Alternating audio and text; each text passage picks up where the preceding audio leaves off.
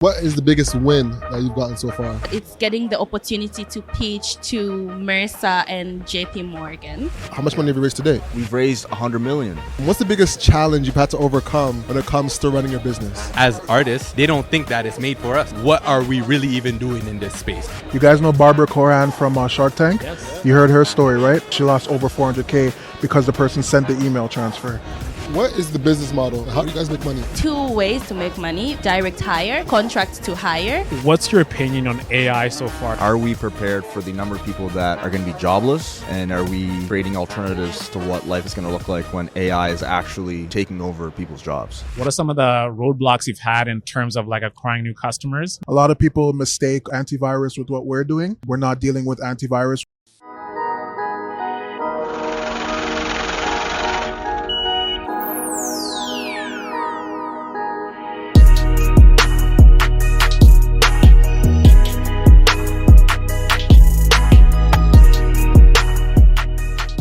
Hello and welcome. I'm Alex. And I'm Owen Osinde. And welcome back to another episode of Hustle Over Everything. We're here at Collision. And we're back. You know, you saw us last year. You saw us shut down the event. We're coming to shut it down again. Talk to some more entrepreneurs, some more businesses, and just like cover the whole place and show what a vibe this place is in Toronto. Most definitely. We have some dope interviews coming up and some dope little connections, dope tips. So stay tuned. Let's go. Let's get it, baby. Today we have Kyle Rose in the building. Kyle, what's going on with you, bro? How you doing? I'm good, brother. How you doing, man? Fantastic. Kyle Rose, man. As always. How's it feel to be on the Hustle of Everything podcast? Listen, I've been waiting, so I'm glad I'm here. I appreciate you Long guys. awaited. Been waited, yeah. Long overdue. Yeah, I appreciate it. Thank Most you, definitely. guys. Most definitely. So Kyle, tell us about Cyber AI. Okay, so Cyber AI, we're a cybersecurity company and social enterprise, all about helping people stay safe online against fraud and scams and offline, because we do realize that people get targeted offline as well. So just all about awareness and keeping people safe. Okay. And a part of that is Scam Blocks, right? Yes. Can you tell us about that as well? What's that? So Scam Blocks Plus is a web extension and app. It's almost like ad blockers, but strictly for scams. So whether you guys are on WhatsApp, Amazon shopping, anything you're doing online, we will track you guys and make sure that everything is going according to your safety and your online etiquette. And we make sure that, you know, we give you a trust score, we give you a breakdown. If you're anything that's approaching you that's dangerous, we cover it to make sure that you're safe. Damn.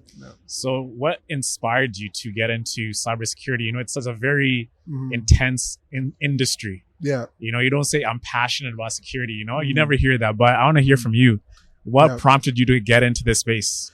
To be honest, and you're absolutely right. Like, I have a media background. I went to school for journalism, so it wasn't something I planned, but I got into it because, first of all, and it's a crazy story. A friend of mine had lost money. We lost money in an investment.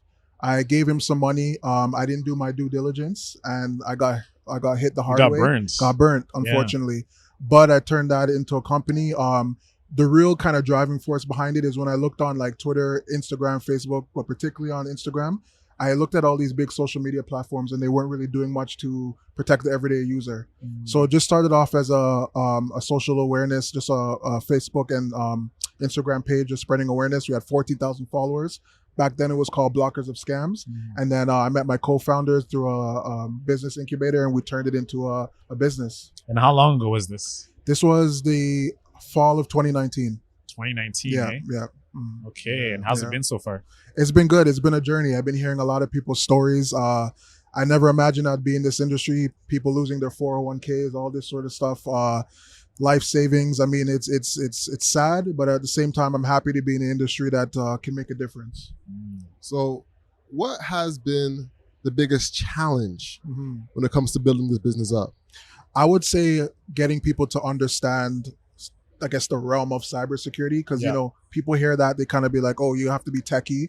And I say, no, look at me, like I didn't have this background. Like it's really just about being mindful online and offline.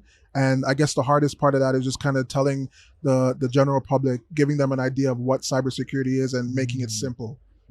Again, people think you have to be techie and go to school for this and that. And the challenge is for them to understand that, no, it doesn't have to be that way. Yeah. I'm curious, man. I mean, you spoke about 401ks, a lot of losses. What's a story you could share that really touched you about someone who came and said, you know what, I have this and this taken away from me, and I really need your product because I don't want this to ever happen to me again. Perfect. So I have a client, and actually he works at BMO, and he was telling me that his grandma moved in with him. Grandpa died. Grandma moved in with the family. And she's typically not very much shopping online or doing anything like that. But for Christmas, and I believe this was throughout the pandemic, no one's really going into the malls. So, of course, Amazon was a big thing. And she got hacked through her credit card. Yeah. And he came to me and he's like, you know what? Obviously, and that time our product was just new. He said to me, you know what? I was doing our free trial. I'm going to pay for this. I want my grandma to be using this. You know what I mean?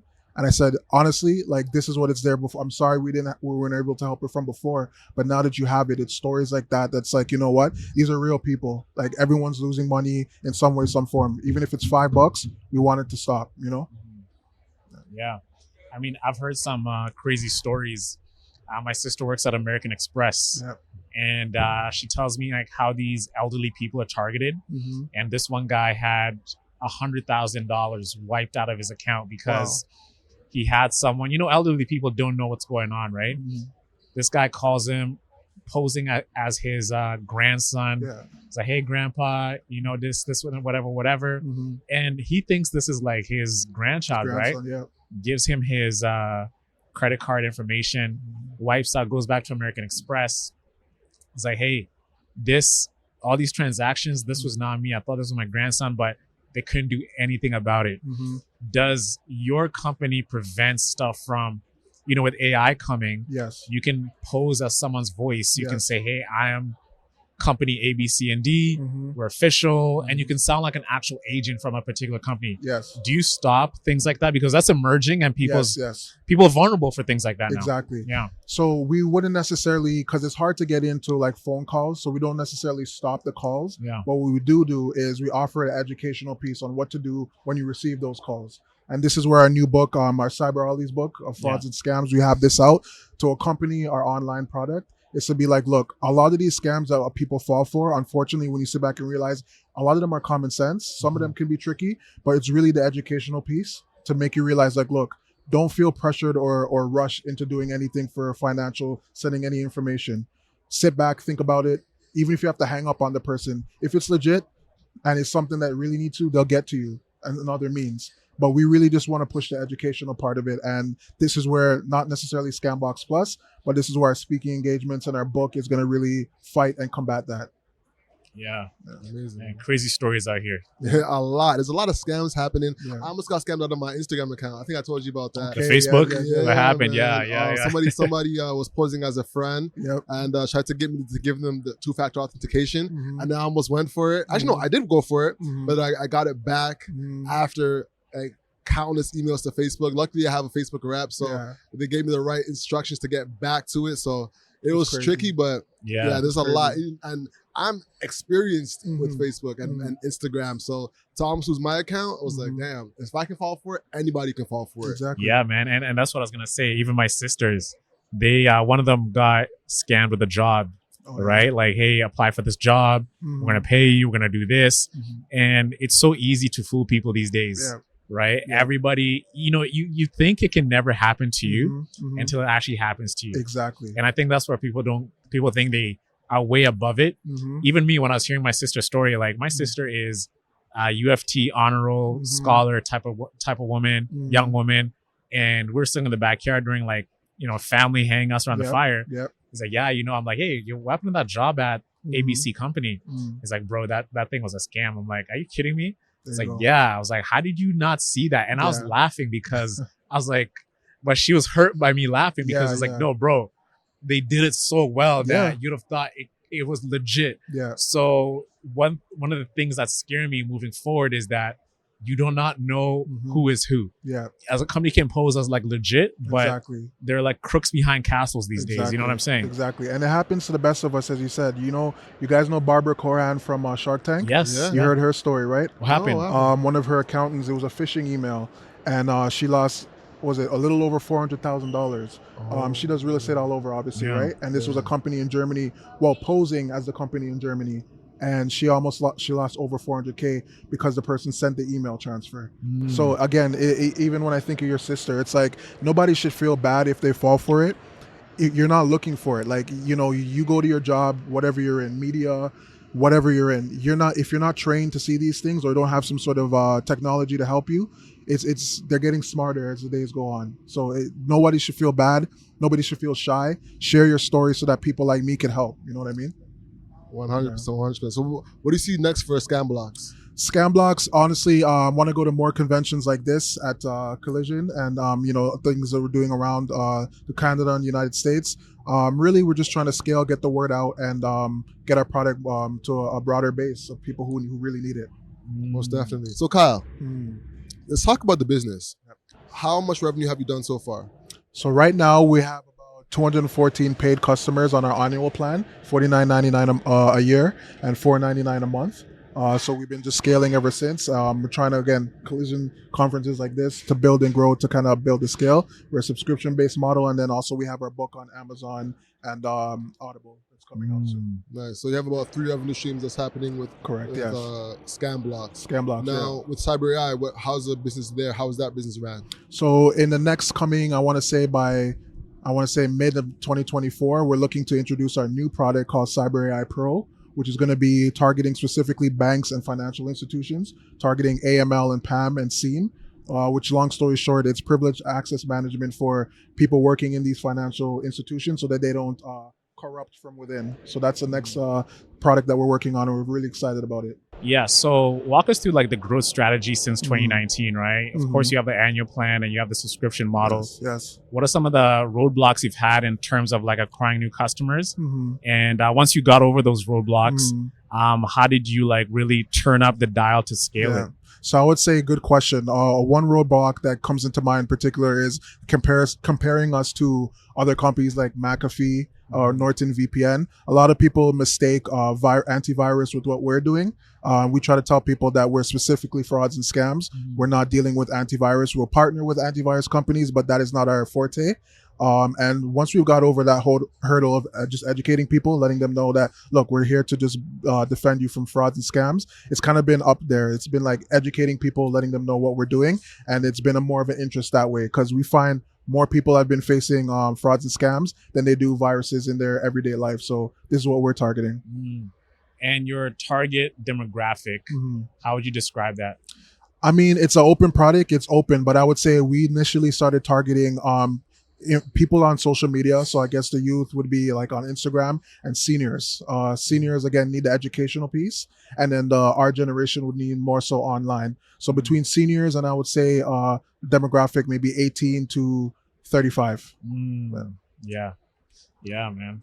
I was saying like with the older demographic, like that education piece is like, could be like an uphill thing to climb, right? So what's like the education process like, and bringing them in and be like, okay, this is scamming, this can happen to you, buy a product. So for that, we've been using resources around us to kind of help build this awareness that seniors are already involved with. So for example, we partnered with the Toronto Public Library and we've done some speaking engagements. We're also part of a incubator, Seneca Helix, out of Seneca College, where we bring entrepreneurs and seniors there to kind of have talks. And then we're looking to target the Toronto District School Board as well to get the youth in there. So really it's about going where the seniors are, going where these people are, where they're comfortable, they're open to ask us questions, and then we bring that educational piece to them. Amazing. Awesome, man. So with that being said, I think it's a good note to wrap up on. Moving forward, for any entrepreneur, what advice do you have for them? I would say find a strong team. There's really no island, no man's an island. I really believe that. Find people who are passionate about what you're doing and link up with them and have solid co-founders, and there's nothing but up from that. Most definitely. With that being said, the hustle is what you can control, so control your life, I control your grind. I'm Alex. And I'm Ono Sinde. Kyle Rose, Scamblocks Plus. All right, on to the next one. Hey guys, thank you so much for watching the show. We have some amazing merch live on our website right now. My personal favorite is the definition tee. You can go find it in the link below. And if you don't like that, you can explore some other products on our website. So, hustle over everything here at Collision. We're here with Spencer Bontho. Yeah, that's right. And he's with Drop Commerce. Spencer, what is Drop Commerce? Yeah, so Drop Commerce is a drop shipping platform live on Shopify, Wix, BigCommerce, and Shoplaza. And what we do is we connect merchants that have Shopify stores with suppliers for a drop shipping relationship. So basically, if you have a Shopify store, you can download Drop Commerce. browse through our products and import them directly into your own store. And then you can begin selling and marketing those products to your customers. And as you make a sale, the supplier will ship it directly to your customer. You keep the margins and pay them. And you pay Drop Commerce a monthly subscription fee to handle the product discovery and the order processing. All of our products are higher quality, fast shipping. Which categories do you cover? Everything. We have everything from handmade candles to solar panels and everything in between. So the main basis is just they have to be fulfilled from the United States or Canada, but we cover all the different niches, so we can tailor to any specific business. Amazing. And how long have you been in business? We launched on Shopify October of 2018, so this is the 5th year of operating. And we've slowly just grown into a few different platforms along the way. Amazing. And how many stores are connected to Drop Commerce right now? On Shopify, we have over 13,000 stores and another 5,000 across the other platforms. Amazing, man. And what are your future plans for Drop Commerce? Yeah, we have lots of different ideas. I mean, it's 2023, so it wouldn't be this year without talking about AI. So we have some plans to incorporate AI to help our merchants along the way, and lots of other ideas along those lines, as well as we're going to be expanding into white labeling our products as well, print on demand, just to offer more flexibility to our merchants. Amazing. Well, we have a large entrepreneurship audience, a lot of Shopify creatives. Drop Commerce, go check them out. Link will be in the description. Spencer, thank you so much for the short time we spent together, man, and I wish you all the best in your future success. Yeah, thank you very much. Great time with you. We have a special guest in the building. We have Justina.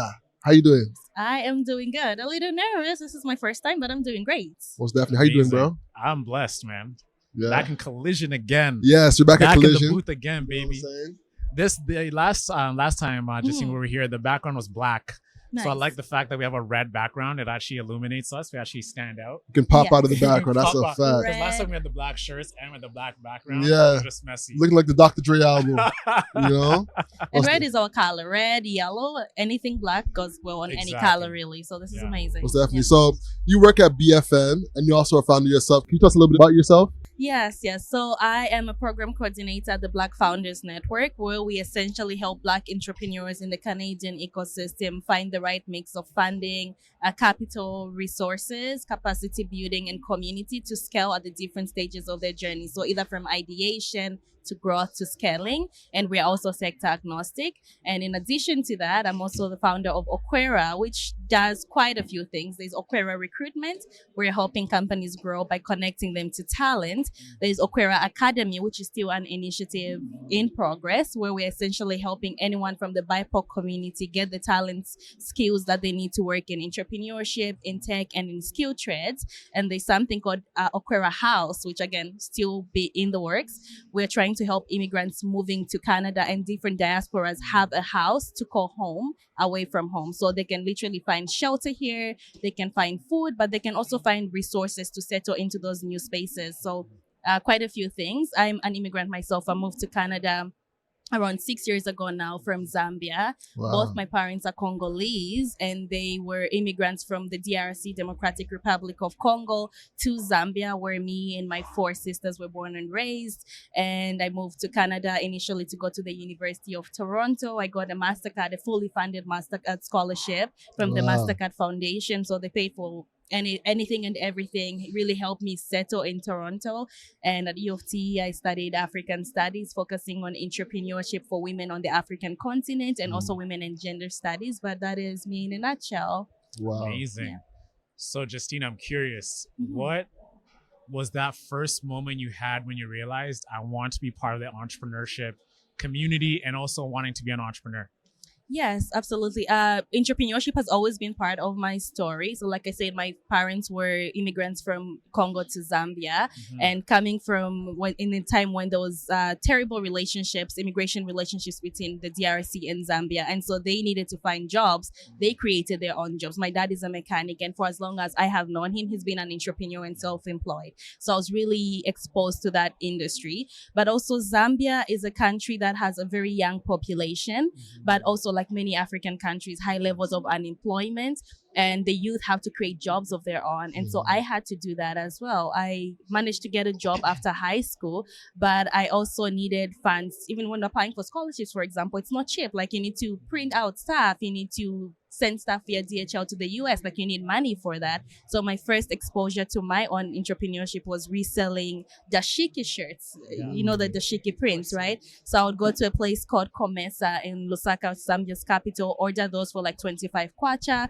and then resell them for 50 kwacha. And then I moved to Canada, went to U of T, and I was doing an independent research on how African women are actually using entrepreneurship as a way to overcome neoliberalism, but also as a way to overcome a lot of challenges they're going through, from domestic abuse, financial abuse, etc. A whole bunch of African women are entrepreneurs. When you walk down the streets in Zambia, for example, they're selling tomatoes to feed their families, right? Yeah, even in Nairobi too, in Kenya too, you see that a lot. Yeah, right. We call them tuntembas in Zambia. Yeah. So they are really in that space, but they don't have enough support. They don't have enough resources and recognition. So my research was really drilling in on what resources are available to them and how do we celebrate them. The ones that are recognized already, how do we give them even more recognition? The ones that are not, how do we give them that recognition to begin with? And so when I was close to graduation in 2021, I started Okwera Recruitment, which initially started as just a consulting service to help folks from the African continent looking for scholarships like myself find the right resources and also just know how to write even a CV or a scholarship essay and etc. And so that happened, and it then morphed into a recruitment firm because I was part of BPTN, actually, Black Professionals in Tech Network. At the time, they had a Slack. They were using Slack before they moved to OpCD. They had a Slack channel, and there's someone on there who was recruiting for an engineer. And they said, can someone help me find a Black engineer? If you help me, I'll give you like 10 or 20% of this person's first year salary, which was like, that's a huge incentive. You know how much engineers make, like right? 100K. Yeah, so it's like the 20K, 10K, so somewhere between there. Yeah, absolutely. So that was a huge incentive. So I didn't know anything about recruitment, but I was also a broke student at the time. So I was like, I'm going to go out of my way to find this person for you. So that process, me trying to find the right person, me going on LinkedIn and cold calling people, that is talent sourcing, which is recruitment, the base level of recruitment, right? Finding the right talent. I found that I enjoyed it because I have an eye for seeing potential and talent in people. So I feel that role, I got paid and it was good money. And I was like, you know what? If this person needs this service, a lot of other people need this service. So I built a business out of that. And Okwera Recruitment for the past 2 years has served quite a few startups in the US, especially. We have helped some startups in Nigeria. We have helped folks from Zambia, engineers from Zambia, for example, find connections with these startups in the US that are hiring remotely. And in that process is when I noticed that, because with the remote culture, a lot of companies are hiring from anywhere and everywhere. And so if you're giving 100K salary to a software engineer, and I know someone from my neighborhood in Zambia has the skills, I'm going to prioritize them because that goes a long way in Zambia than it does in the US. But in that process, I noticed the talent gap in our continent, but sometimes not even the talent gap, the fact that people are so talented but they don't know how to communicate their talent, right? And so that's what Okwera Academy is built on. It's teaching people how to get the skills and communicate the skills, communicate the value, employment readiness. I'm already working with employers, so I know what employers are looking for in terms of resumes, interviews, etc. And so career coaching in that sense to ensure folks from our communities are being placed in the right companies and getting the money essentially. I want to ask you about the first time you're recruiting for that engineering role.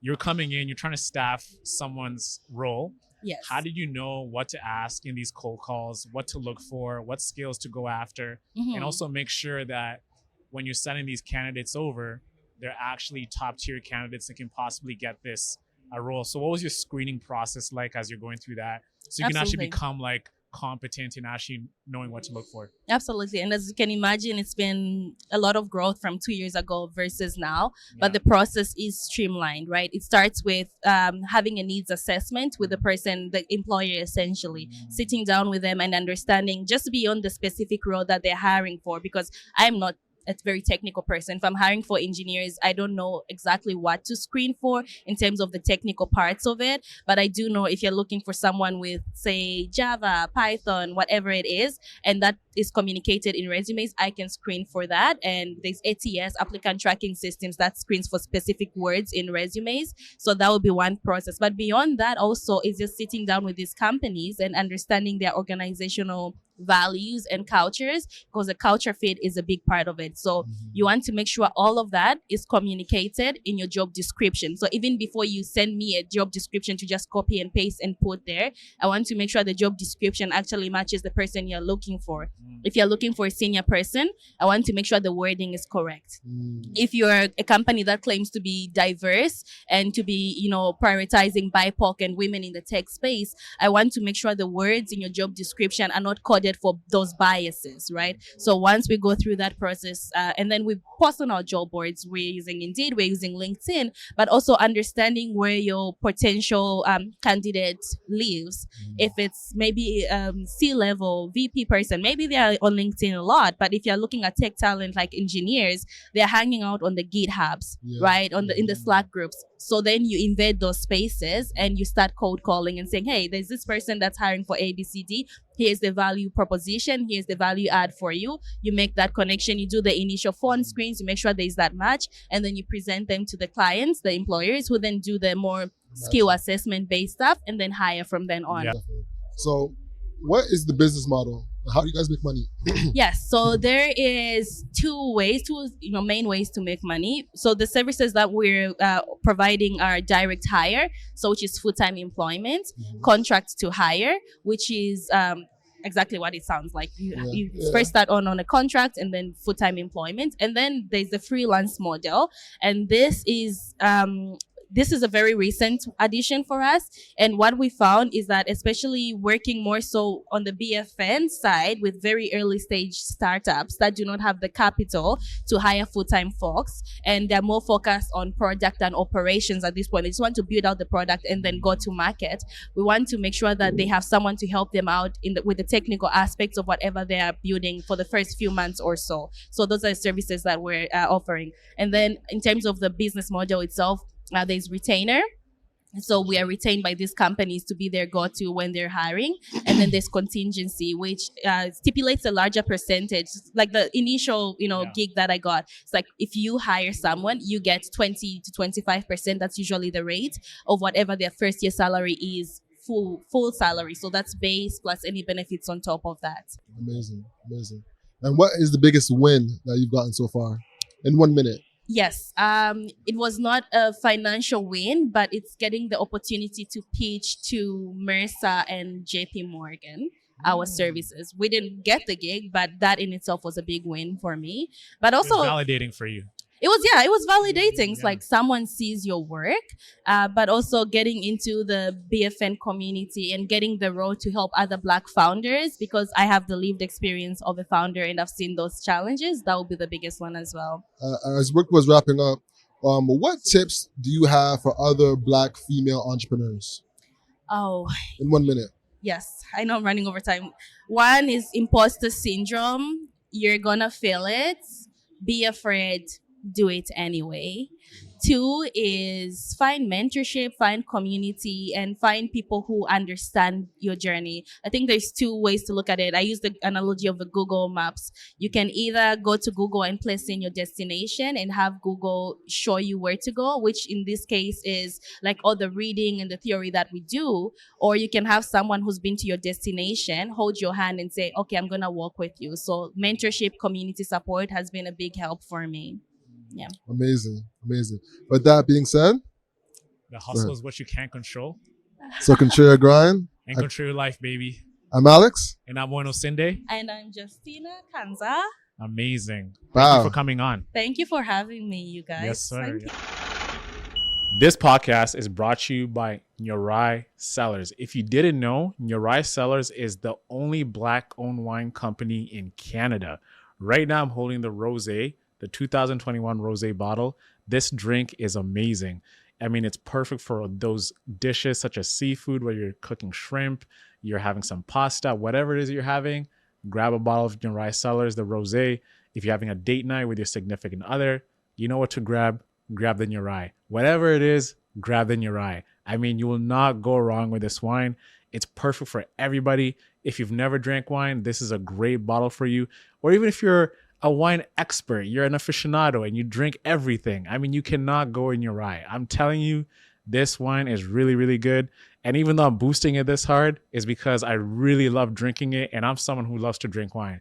So whatever it is, whatever the special occasion, check out Nurai. They have Sauvignon Blancs, they have Rieslings. I'm holding the Rosé right now. They have a wide variety of different collections of different wines you can choose from. Make sure to check them out. The link is going to be in the description. Check them out, order a crate for yourself, or you can send a gift to someone that you want to gift some wine to.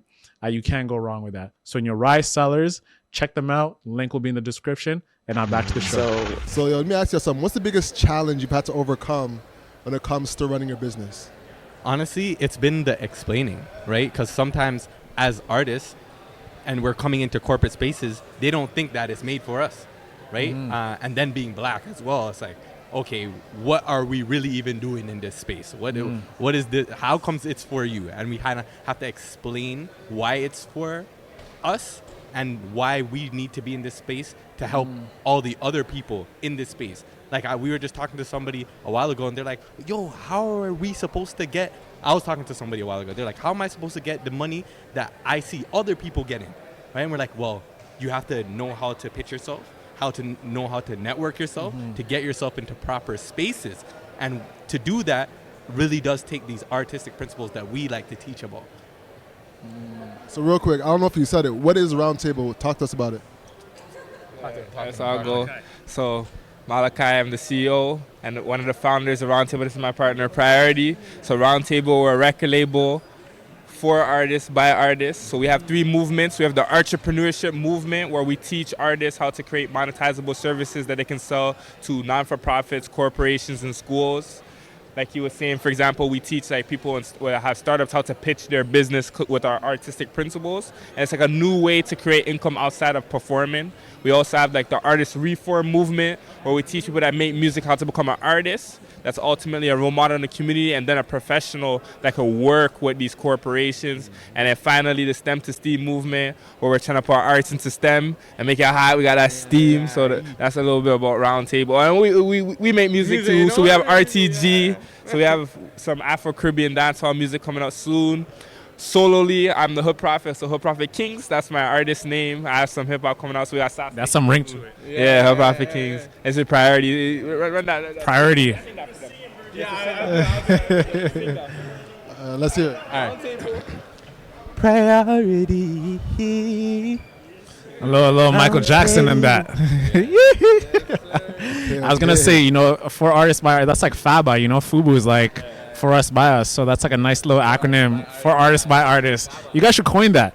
FABA, you know what I'm saying? We'll make sure in the discography we'll be like Owen. That's Owen 24/7 Hustler put us on. Definitely. All right, so last tip for entrepreneurs on the rise. What tip do you have for them that you've learned over your time? Keep going. Don't let anybody tell you that what you're doing isn't something important, especially if it stems from a problem that impacts you and your community. Don't let somebody tell you that that's not important, because there's going to be people saying, oh, I don't know if that's something fundable. What does that even mean? What does that mean? How do you dictate what is fundable and what's not fundable? They can't, especially people that haven't been in your community.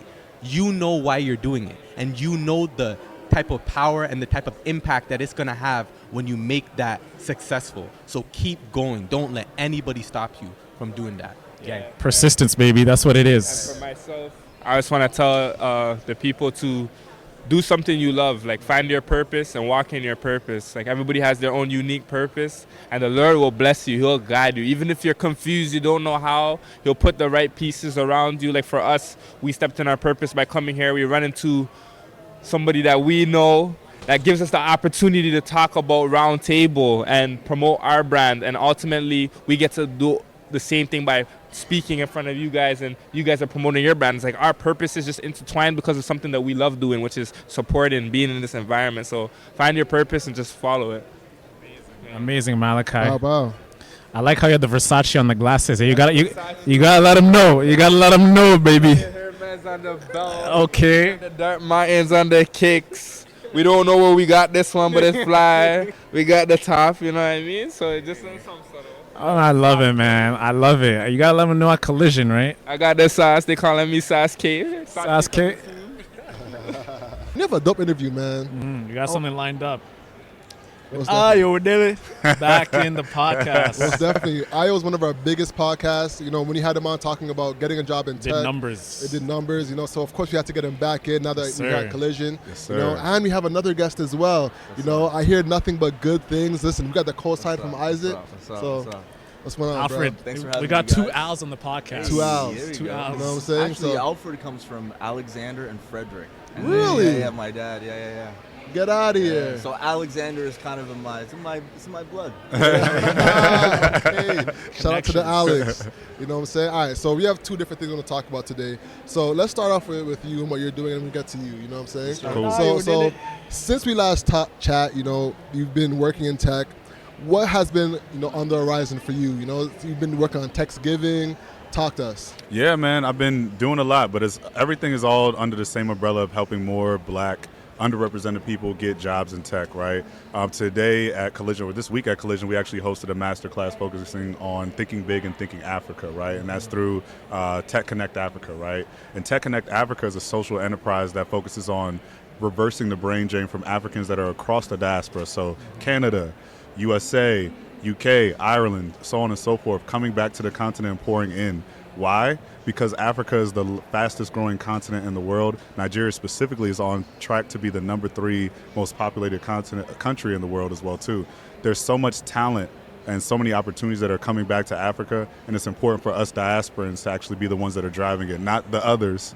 The others are trying to put their fingerprints all over it, and we're trying to reverse the narrative so it could truly be for us, by us. Yeah, and actually I've been noticing that too, especially like in countries like Nigeria, Kenya. They have a lot of advanced technology that it never really gets highlighted. Even you see Jack Dorsey, Mark Zuckerberg, all these big They're going back. They're going back. There's things that happening out there. I'm sorry to cut you off, but that's what we call signal. There's things like noise where it's like, don't pay too much attention to it. There's signal when you got people like Bill Gates who just was in Nigeria last week, and Jack Dorsey, super big on, I think he's doing something with crypto out there as well too. There's signal with all these people that are going out there. Who's the founder of the Ethereum, who was out there maybe 6 months ago as well too? Yeah, what's his name? Don't let me butcher his name. But nonetheless, you're seeing all these big guys that are going out there, right? And it's great that they're doing that, but we should be also having our hands on the steering wheel as well too. Definitely, you know. Just like you're saying, the population is growing immensely at one of the fastest rates in the world. And they're like the biggest population behind the U.S. And the amount of opportunity from infrastructure to technology, just like you're saying, is growing rapidly, you know. So walk us through the average day in your life right now. What's going on? Craziness. There is no average day. You know, recently I've just been traveling. I was in LA for AfriCon. So shout out to Amplify Africa. We were out there. We had a speaking engagement, and it was just phenomenal speakers out there. Then after that, came up to Atlanta for Render ATL. Not sure if you guys have heard of that. I had a speaking engagement out there. Went phenomenal. Went and rested in DC, which is where I'm from. Just chilled out, and now I'm back up here in Toronto. But really, the day-to-day is really, you know, balancing the 9 to 5 of Google with all the passion and focused projects that I have going on as well too. So that's a short answer and not the best answer, but it's usually just trying to balance a crazy life is the day-to-day. And are you trying to leave like a 9 to 5 to pursue these things? Yeah. And how close are you to doing that? I think that that's a very good question. One, the first answer is yes. I am definitely trying to leave that, but I think the closeness is based on the market for me, right? A lot of the ways that these opportunities are funded for me are based on the economy and how much funding they have to give to fund a project like this as well too. So it's changing every day. I would say it's definitely within that 1 to 2 year window for sure, where we take that jump off the leap of faith as well too. Yeah, man. I think you've been at this for such a long time that I think when that time comes, you know, like it's gonna be a smooth transition. It's not gonna feel like, oh, I'm leaving my job to pursue this. It's just like this is like my full-time job now. Yeah, it's just the next step. Absolutely. Most definitely. So to wrap up on your side before we get to yours, you have a tenure at multiple different companies, right? Yeah. So if you can just leave a quick tip for the people that are wanting to be entrepreneurs but want to get in a job in tech that's high paying, so they can finesse that into a business, what tips do you have for them? Well, one, find something that who's the guy we just talked to who just founded that company? He was just talking to it backstage as well too. DeVaris? Yes. He had a great quote, and he's talked about a lot of people try to focus solely on passion, and that's a great thing to do, but you also have to focus on profits. He was like, and I took from that was like, focus on things that you can lean into that are going to be easy barriers to entry to kind of get you in.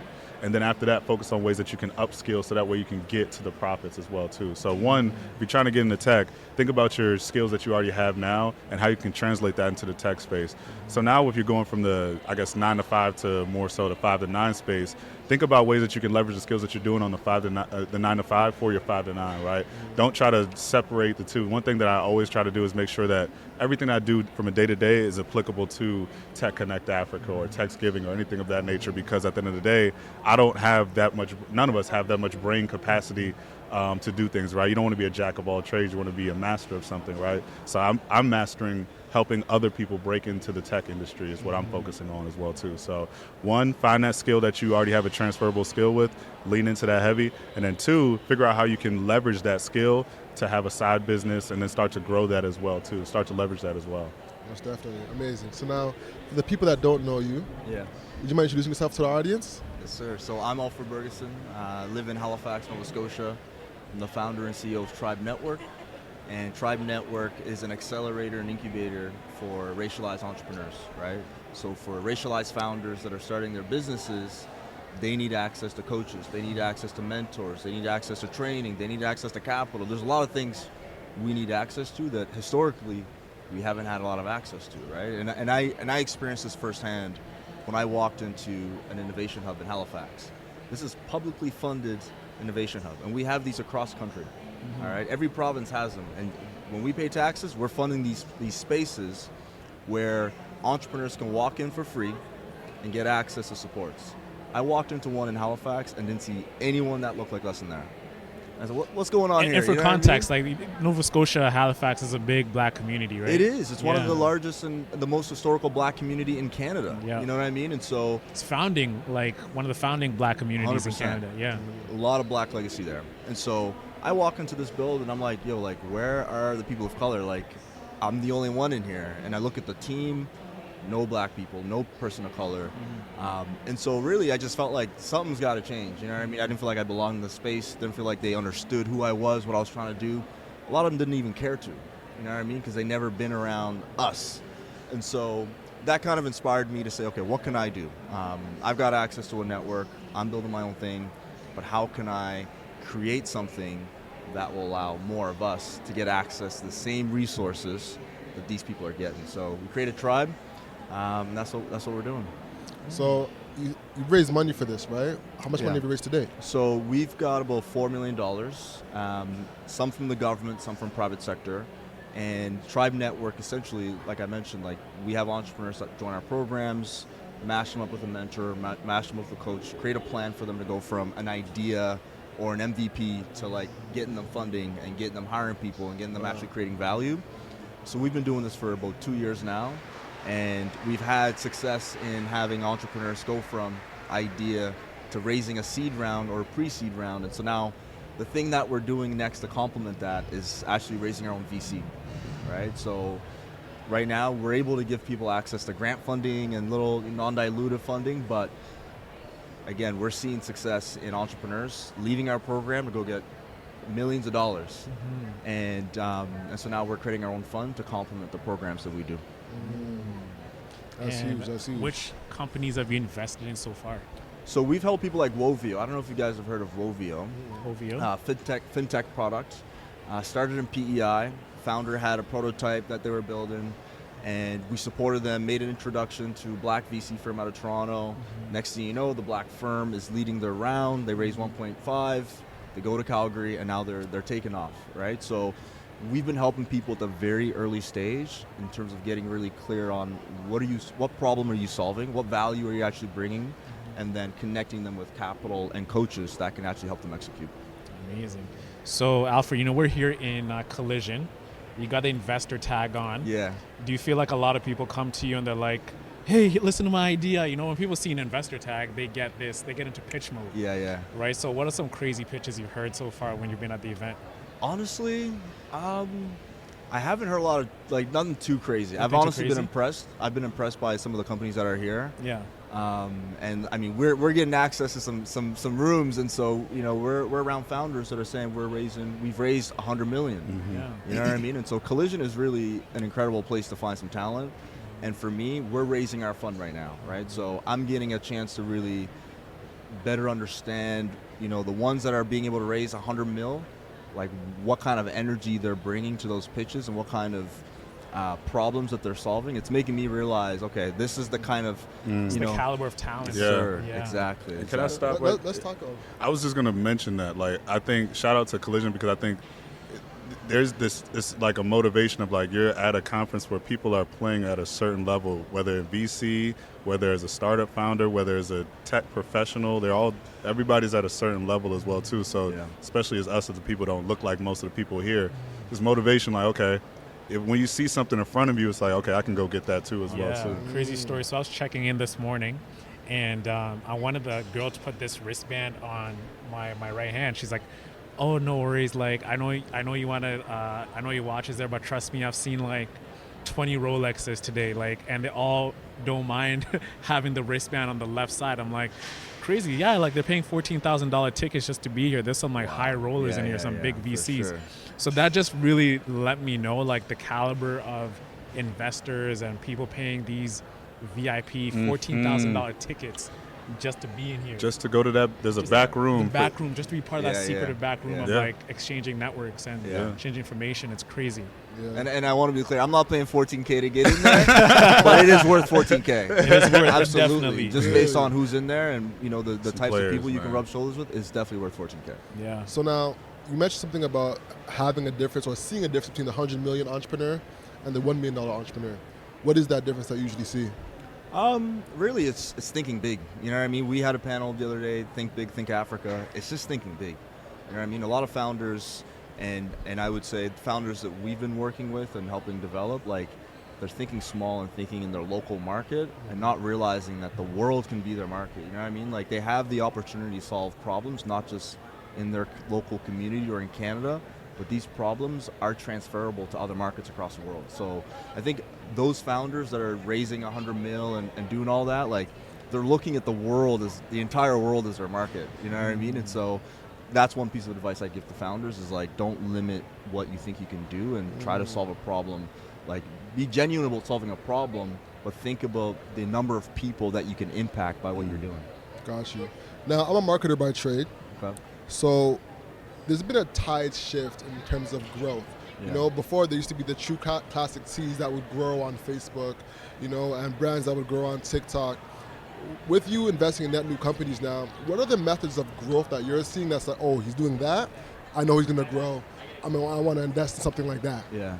So, I mean, we're still raising our fund, right? Okay. So we're not deploying capital yet. Not yet, yeah. The expectation is to be deploying capital at the end of this year. Okay. In terms of the founders that we are working with at the earlier stage, a lot of it comes down to influencer marketing. You know what I mean? And just who is using the tool that you've built. And I think a lot of the times people get excited when they hear a big name. People get excited when they realize that this is something that IO's using, you know what I mean? And so I don't think that's something that's going away anytime soon, to be honest. And so I would say for the most part, and this is a similar strategy in raising our fund right now, you know what I mean? When we walk into a room to pitch to a fund that's already raised 100 mil and we're saying give us 2 mil, they're going to look at us and say well, why would I invest in you? Sure, you might be talented and you might have deal flow, who else is doing this and why would I bet on you, right? So we have to have a really clear story on we got an NBA player in here, you know what I mean? And that will get them excited to at least pay more attention to whatever we're doing. Social proof. Social proof, for sure. Yeah. And this is for the both of you, Ayo, Alfred. What's your opinion on AI so far? Because every entrepreneur these days is AI this, AI for that, AI. I'm like, yo, this ain't Allen Iverson, bro. Like, what are your takes on AI and startups and everything? Like, just to get your take first, Ayo. So, a lot of takes, but I'm gonna keep it concise. So, AI has seen the fastest adoption of any technology in the history of mankind. I think it's over 100 million users in 2 months. So when you think about the internet, you think about Web3, and you think about, this is dating back to horse and carriage, I'm gassing it, but not really. That shows signal. I'm big on okay, there's a signal, because the reason why AI is adopting so fast is because people can instantly see and use the use cases that it gives people in terms of being more efficient and things of that nature. So me personally, I definitely see there's a lot of signal in terms of the use cases for it and making things simpler and just making overall life easier and making things more equitable. However, when you introduce something where only certain players are the driving forces of it, because none of us are the big players at AI, at least as it stands right now, that introduces a certain set of bias. And that is something that needs to be very, very, very watched very deeply, because these things can go left very quickly if you let us not be the drivers of it as well too. So cybersecurity, risk management, things like that are going to be the second wave of AI that people should start to look at, to make sure that it's more equitable, to make sure that there's no bias, to make sure that things are just legitimate as well too. So yes, I am bullish on AI. Many of these companies that are here today are probably not going to be here within the next 6 to 12 months, just the name of the game. But I do think there's going to be a second wave of AI that's going to get it better than this first wave. And I think I was talking to an investor in that secret room back there. He was like, yeah, it's cool to see all these people who are playing the AI race right now, but it's really it's a horse race, right? Whereas the horse that is at the front usually burns out towards the end, but it's the horse that's just staying steady, that nobody really notices, that really bursts onto the scene at the end and really wins the war. So right now it's just a race. So I think we're going to see somebody get it right. Maybe it's NVIDIA's, maybe it's another startup or something like that that's going to win the war as well too. Yeah, man. There's these different things that come in waves too, right? 3-4 years back it was Fintech, right? There's an emergence of many Fintech startups. There's all these MarTech, there's all prop tech. It feels like there's a season for everything, which makes me think of okay, is AI, is this a season for AI, or then it's going to become a normal thing? I think it's a pivot. It's a pivot. Yeah. I think AI is, I don't think it's hype. You know what I mean? I don't think it's hype at all. I think this is legit. And my take on AI is that, you hear all the time about people talking about jobs are going to change and people are going to lose jobs and shit like that. I think we need to start thinking about UBI now. You know what I mean? The amount of acceleration that AI has created in people's productivity in the last 6 months alone, in the next 6 months, you will be able to substitute employees for AI agents. You know what I mean? And so I do think that everyone is going to have the ability to create at a level that we haven't even thought of yet. And really, that's one thing I worry about is, are we prepared for the number of people that are going to be jobless? And are we creating alternatives to what life is going to look like when AI is actually taking over people's jobs? Can I add to that is he's right, and I think that's, if we know this now, and when I say we, nobody could, but that's what I'm talking about. We need to be proactive in learning and getting skills in AI before you become jobless, because we're going to be the ones who are going to be. We're already marginalized in the technological space, right? So it's important that we have some cognizance that jobs will be lost, industries will be shifted. What are you going to do to take advantage of this? Because if you're an early adopter of this, you can be a change maker instead of somebody who's impacted by the change as well too. You know, there's a movie with Taraji P. Henson where she was working on rockets. You know what I'm talking about? Hidden Figures. Hidden Figures. Yeah. Hidden Figures. And in Hidden Figures, there was this pivotal moment where the calculator drops. You remember that scene? Mm-hmm. And the calculator drops, and everyone's in there is a calculator. Her whole team was a calculator. because they would do the numbers and walk the whole thing, but the calculator drops and their whole team is about to get eliminated because they can replace them with the calculator. Yeah. So Taraji is that's the new thing. We got to learn how to operate that so we can keep our jobs. We're in that stage right now with AI. You know, and we got to figure out how to operate it so we can keep our jobs and grow. Yeah. And even with us, man, like with editing the show, like we're using AI to edit the the filler words, even the clips we make, like how to like splice them up. It's just like put the video in there, it's gonna splice it up, add the captions. And before, I remember just 2 years ago, I was adding captions manually. Bro, hours. Just to make one clip. And now you can pop out like 6-7 clips in 2 hours.